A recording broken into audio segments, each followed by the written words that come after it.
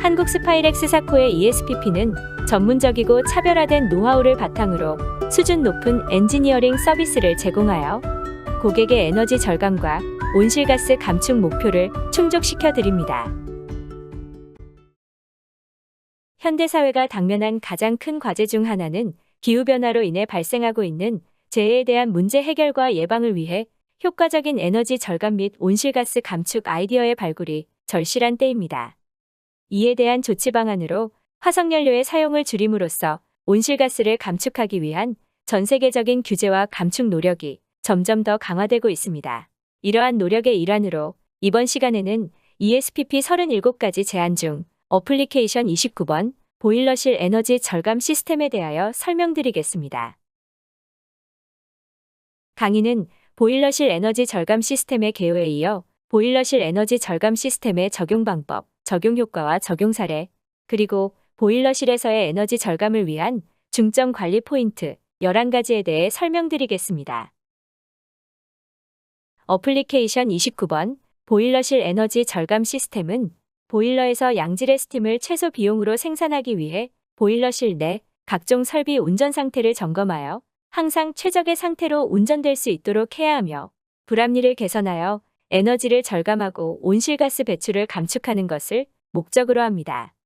보일러실에서의 에너지 절감 및 온실가스 감축 방법은 총 7가지로 나눌 수 있습니다. 하나, 보일러 급수 보충수를 연수해서 RO수로 교체할 수 있습니다.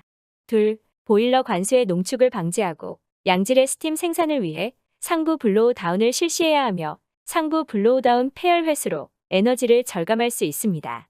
셋, 보일러 하부 블로우 다운을 자동화하여 보일러수 안에 물리화학적으로 발생한 고형물을 제거하여 보일러 트러블을 예방해야 합니다.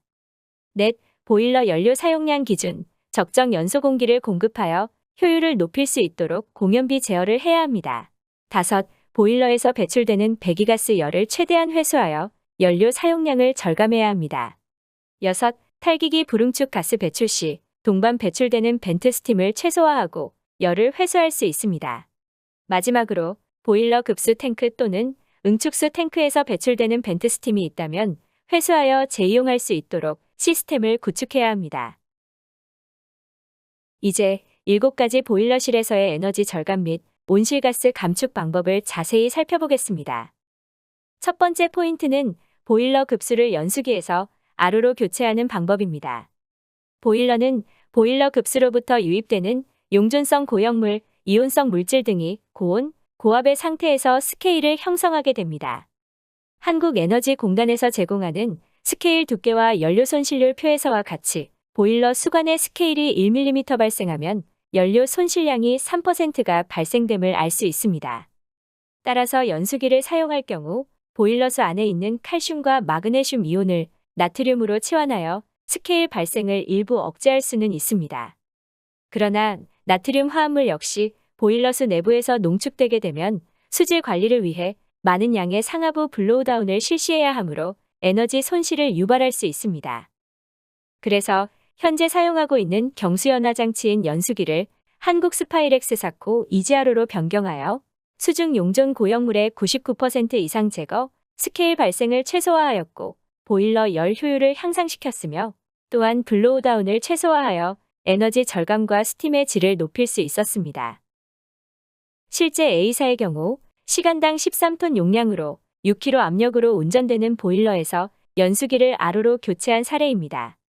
보일러 상부 블로우다운 양이 기존 시간당 665kg에서 3.5kg으로 대폭 감소하였으며 이를 연간으로 환산하면 3,651톤에 이릅니다.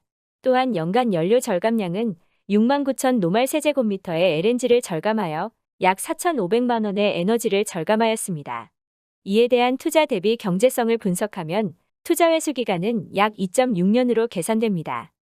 RO수를 보일러 급수로 사용하게 되면 에너지 절감은 물론 응축수 시스템의 부식 감소, 독성 약품 사용량을 최소화하게 되어 설비의 안전과 수질 안정성 확보가 가능하며 캐리오버 저감으로 스팀 품질 향상에 이점이 있습니다.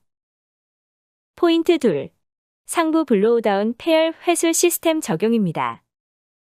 보일러 운전 시 급수로 유입되는 용존성 고형물이나 이온성 물질로 인해 보일러 관수가 농축되어 전도도가 상승하게 되면 캐리오버가 발생하여 스팀의 질을 저하시키는 요인이 됩니다. 상부 블로우다운은 농축된 보일러 관수를 배출하여 일정한 수질로 유지하는 역할을 하고 있습니다.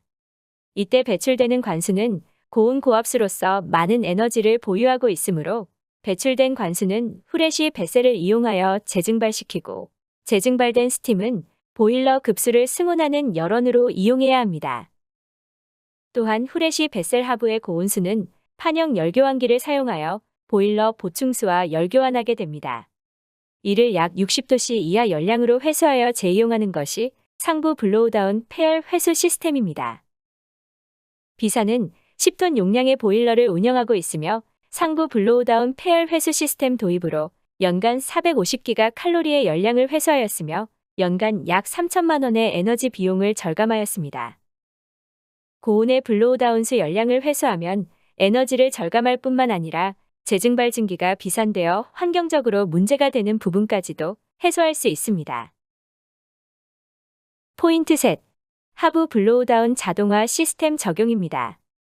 보일러 관수의 수질을 유지하기 위해서는 앞서 말씀드린 바와 같이 상부 블로우다운을 통해 용존 고형물 중 보일러 수면에 형성되는 농축수를 배출하는 것과는 달리 하부 블로우다운은 화학적 반응을 통해 형성된 슬러지, 즉 비용존 고형물이 보일러 드럼 하부에 침전되면 이를 주기적으로 배출해주는 시스템입니다. 일부 고객의 경우 하부 블로우다운을 수동 밸브를 사용하여 조작하는 경우가 있습니다. 이는 자동화에 비해 많은 양의 깨끗한 보일러수가 배출될 수 있는 우려가 있으며 고온 고압의 보일러수를 비교적 구경이 큰 밸브를 사람이 조작함에 따른 안전사고의 위험이 있습니다. 따라서 그림과 같이 보일러 하부 블로우다운을 타이머를 이용해서 주기적으로 자동 배출하는 시스템과 배출된 관수를 냉각하여 안전하게 배출하는 BDV 블로우다운 배셀을 사용하는 것이 좋습니다. 50mm의 하부 블로우다운 밸브를 수동과 자동으로 조작할 경우에 발생할 수 있는 비용의 차이를 볼 수 있습니다. 수동 운전의 경우 연간 750만 원의 블로우다운 비용이 발생되는데 이를 자동으로 변경하면 연간 64만 원으로 약 690만 원의 비용을 절감할 수 있습니다. 포인트 넷. 적정 연소가스 공급 관리를 통해 보일러 연소 효율을 향상시킬 수 있습니다. 보일러 운전에 영향을 주는 요소는 스팀 및 급수 유량, 드럼의 수위와 압력, 그리고 배기가스 중 산소 농도입니다. 보일러의 공연비 제어는 배기가스 내 산소 농도에 따라 연소 공기 공급량이 제어됩니다. 통상 LNG 보일러의 경우 배기가스 내 산소 농도가 부하율에 따라 다르기는 하나 약 2% 내외가 적정합니다. 만약 배기가스 내 산소 농도가 높게 운전될 경우 고온의 배기가스가 많이 배출되어 보일러 효율이 저하되며 반대의 경우 불완전 연소에 따른 그을음 또는 일산화탄소가 발생되어 열효율이 감소됩니다. C사의 경우 배기가스 내 산소 농도가 개선 전 5% 수준에서 개선 후 2%로 제어되었으며 배기가스 손실 열량이 시간당 32,215kcal로 감소하였습니다. 연간 1,700만 원의 연료 비용을 절감하였으며 59톤의 온실가스를 감축하여 약 130만 원의 온실가스 비용을 줄였습니다. 포인트 5. 보일러 배기가스 열 회수를 통한 에너지 절감 부분입니다.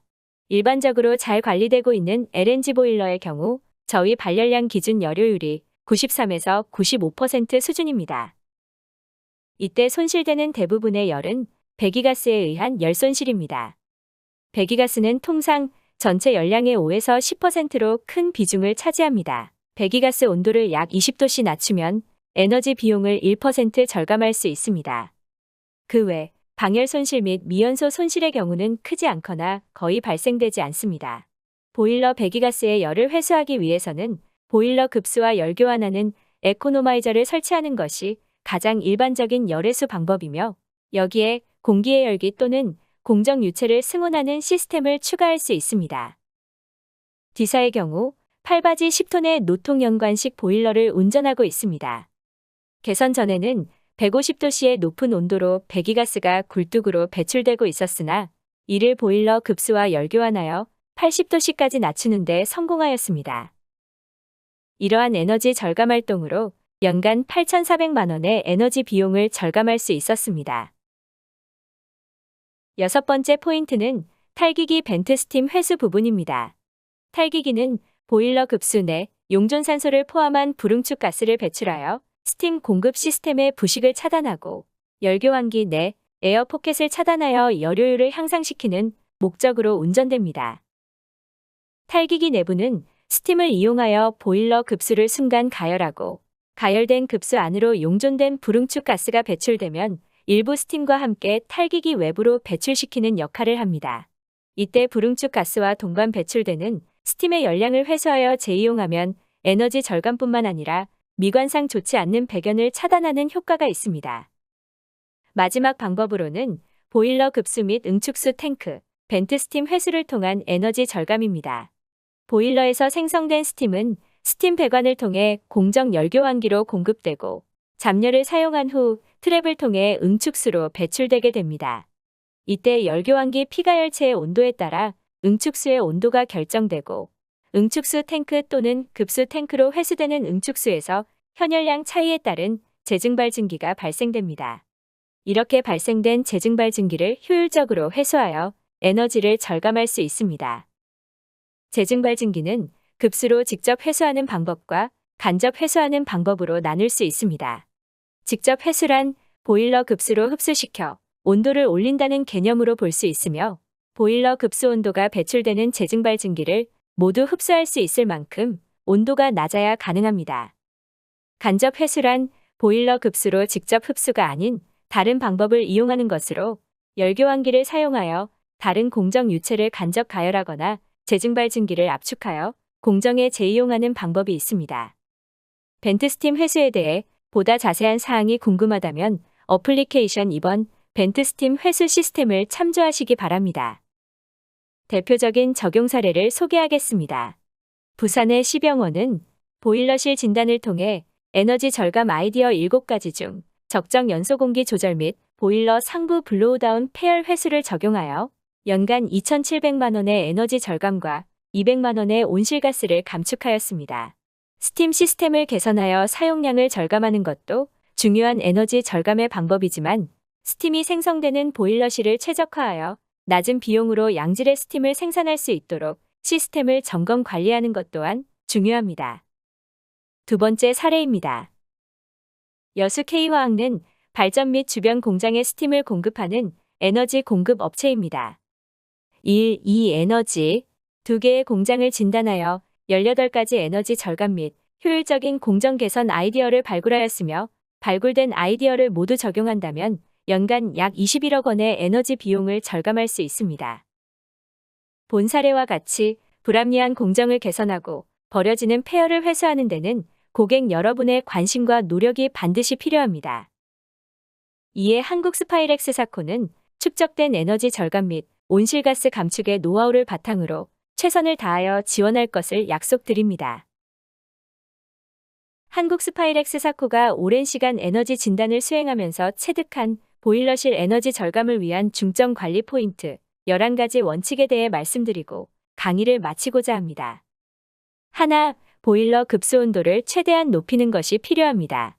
보일러 급수를 6도씨 올리면 연간 연료 1%가 절감됩니다. 둘, 보일러 수처리 및 블로우다운을 적절하게 잘 관리해야 스팀의 품질과 보일러 효율을 높일 수 있습니다. 셋, 보일러 드럼 수위를 안정되게 하는 것이 필요합니다. 넷, 보일러의 저압 운전을 피하고 설계된 적정 압력으로 운전해야 합니다. 압력을 낮게 할 경우 스팀의 질 저하를 유발합니다. 다섯, 유류 보일러의 경우 연료 분사 조건인 온도 및 압력을 버너 특성에 맞게 운전해야 합니다. 여섯, 배기가스 중 산소 농도를 적정하게 유지하여 과잉 연소 공기에 따른 배기가스 손실을 최소화할 수 있습니다. 일곱, 보일러 배기가스 최종 배출 온도를 가능한 낮게 해야 합니다. 8. 보일러 보온 파손 부위가 없고 보온 효율이 저하된 보온재를 교체하여 방열 손실을 최소화해야 합니다. 9. 유량계, 온도계, 압력계 등 정확한 계측기를 사용해야 하며 성능을 유지하도록 관리해야 합니다. 10. 보일러 연료량, 급수량, 스팀량을 정확하게 측정하고 지속 관리해야 합니다. 마지막으로 보일러 운전 상태를 철저하게 감시하며 점검해야 합니다. 여러분, 에너지 절감은 여러분의 작은 관심에서 시작됩니다. 이 강의가 그런 관심들을 하나씩 만들어가는 좋은 시간 되셨길 바랍니다. 지금까지 경청해 주셔서 감사합니다.